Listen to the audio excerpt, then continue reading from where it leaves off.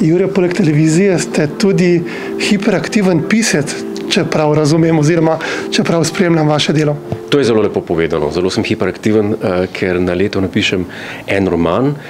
Za cilj sem si zastavil celo 2 naslednje leto in potem 3 in potem 4. Agatha Christie je v najboljših letih napisala do 4 romane na leto.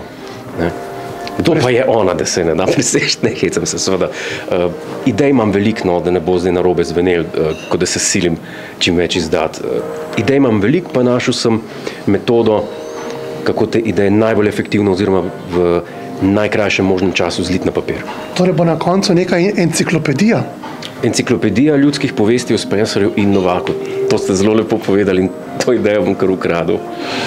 Kaj pa ta naša kafana, naši, vaši, njihovi? V bistvu ni tako, kot si mislite, ne? Vsi mislijo, to je biografija od Godlerja, naš človek v kafani, pa nisem bil v nobeni kafani še v resnici v življenju. Gre za, pri prvih 3 romanih sem uporabil parafrazo Flemingovih romanov, se pravi Casino Royale, Casino Banal, Vohun, ki me je okužil, Vohun, ki me je ljubil, Dr. Nobody, Dr. No.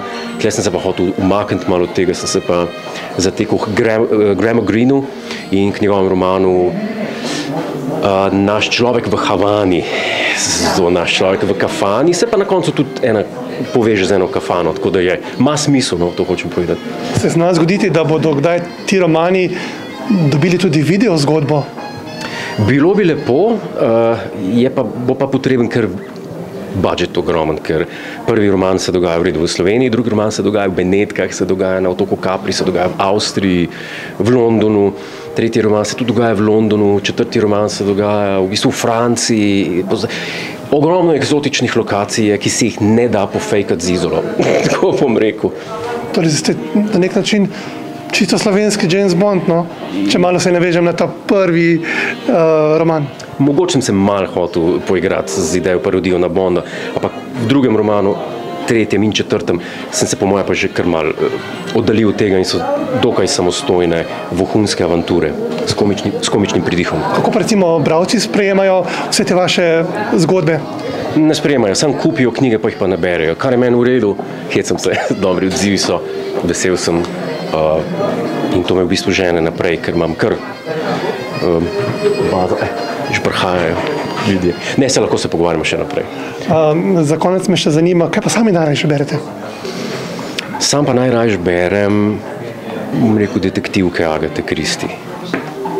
Ker tudi v svojih knjigah gledam, da se na nek način oddaljim od realnega sveta, v katerem živim. Vsaj malo, če že ne čist, ker se mi ne zdi, tudi sam ne bi posegel po knjigi, ki preveč opisuje današnje čase. Ker se mi zdi, da če človek vzame v roko knjigo, jo vzame zato, da se odmakne od stvari, ki se dogajajo danes v svetu. Zato tudi sam pišem na ta način.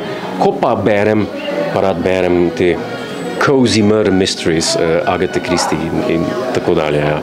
In kdo je potem takem prvo? V današnjem svetu. Ali po vašem? To boste pa izvedeli v mojem novem romanu oziroma v novi seriji romanov, ki jo pripravljam. V kratkem, v zelo kratkem. Potem pa enciklopedija. Potem pa enciklopedija. To pa v bistvu sam na te stare bomo dali leder ovitek, pa bo to. Torej se lahko potem takem zmenjava za avtorstvo glede ideje? Lahko, avtor ideje.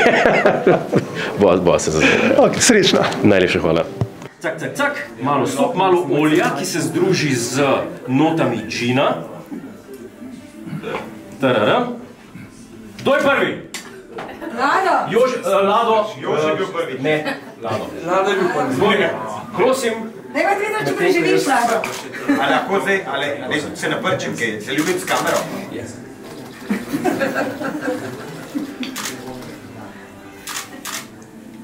Če ne bi vermuta stran zljubil.